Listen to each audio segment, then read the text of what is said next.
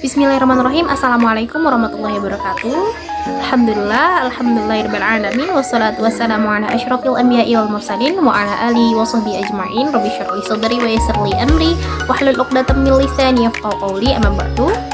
Perkenalkan, saya Nurjana Satica dari Prodi Pendidikan Agama Islam semester 4. Nah, di sini saya ingin menjabarkan makalah terkait tentang evaluasi pembelajaran pada mata kuliah Strategi Pembelajaran Akhlak yang di dosen pengampu ialah Ibu Khairisa Pohan. Nah, langsung saja, pengertian daripada evaluasi di sini adalah proses penilaian, bukan hanya proses penilaian untuk hasil belajar siswa, tetapi bagaimana cara kita untuk mengkaji lagi tentang apa kelemahan, apa kekurangan, dan langkah apa yang akan kita lakukan setelah mendapatkan hasil dari pembelajaran tersebut. Nah, untuk penjelasan terkait tentang evaluasi ini, mari kita simak slide berikut ini.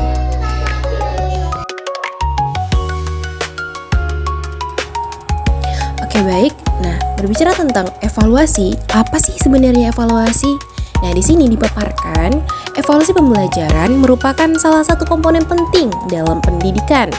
Nah, melalui evaluasi ini nih, pendidik dapat mengetahui sejauh mana tujuan pembelajaran telah tercapai dan bagaimana perkembangan peserta didik baik dari segi kognitifnya, efektif juga maupun psikomotoriknya.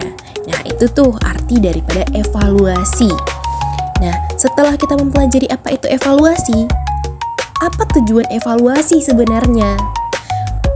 Nah, di sini sudah dipaparkan juga nih, apa aja tujuan evaluasi.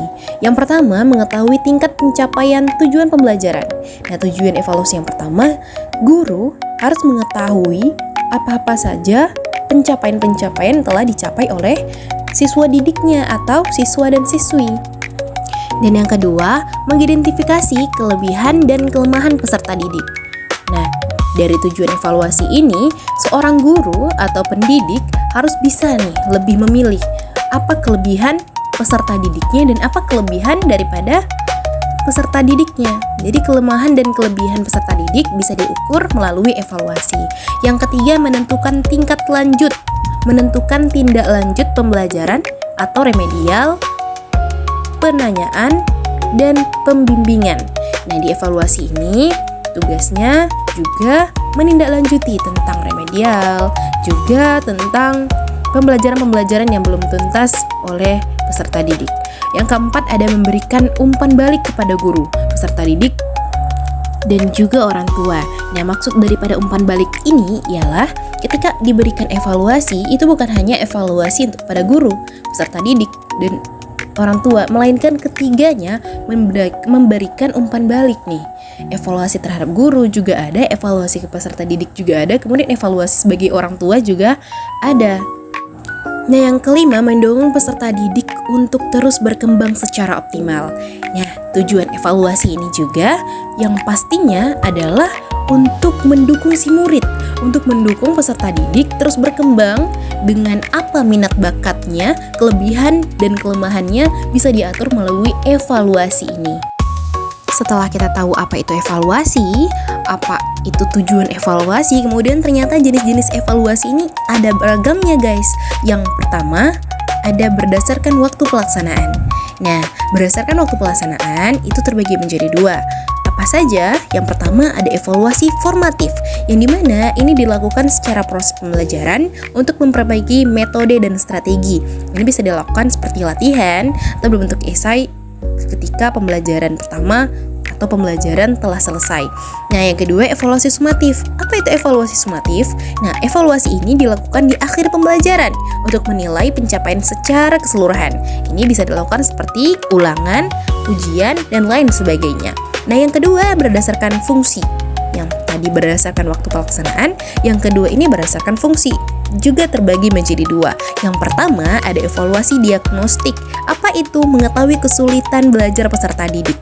Dan yang kedua evaluasi selektif, yang dimana ini adalah evaluasi untuk menentukan kelayakan atau penempatan peserta pada tingkat tertentu. Nah, itu dia daripada jenis-jenis evaluasi, yang dimana pertama berdasarkan waktu pelaksanaannya dan yang kedua berdasarkan fungsi. Untuk teknik-tekniknya bagaimana untuk teknik evaluasi? Nah, teknik yang sering atau teknik yang sering digunakan meliputi yang pertama, tes tertulis. Bagaimana tes tertulis dalam evaluasi? Seperti uraian, pilihan ganda, maupun isian.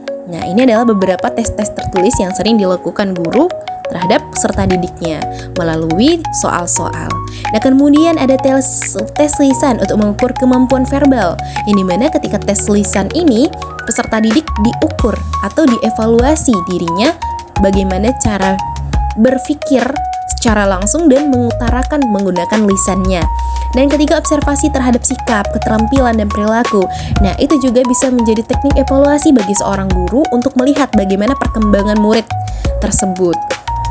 Yang keempat ada portofolio sebagai kumpulan hasil karya peserta didik.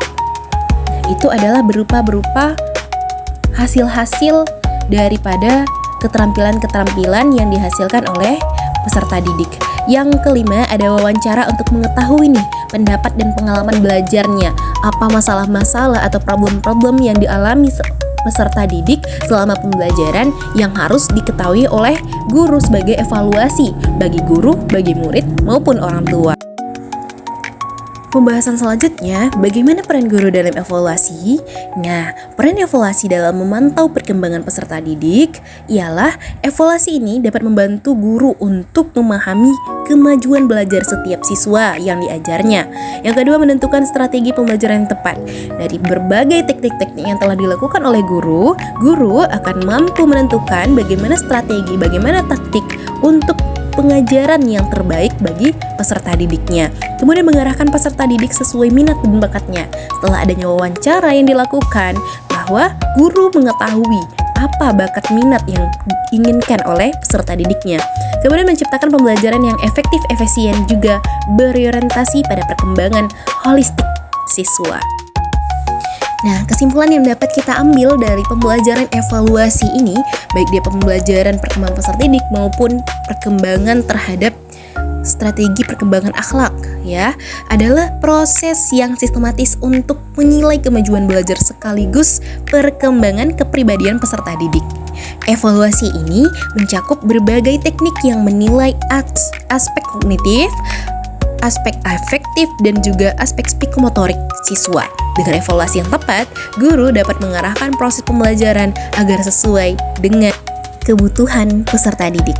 Nah, sedikit saran, guru perlu melakukan evaluasi secara berkesinambungan dan memanfaatkan hasilnya untuk memperbaiki proses pembelajaran. Selain itu, evaluasi ini hendaknya tidak hanya berorientasi pada nilai akademik, tetapi juga perkembangan peserta atau perkembangan karakter dan keterampilan hidup peserta didiknya.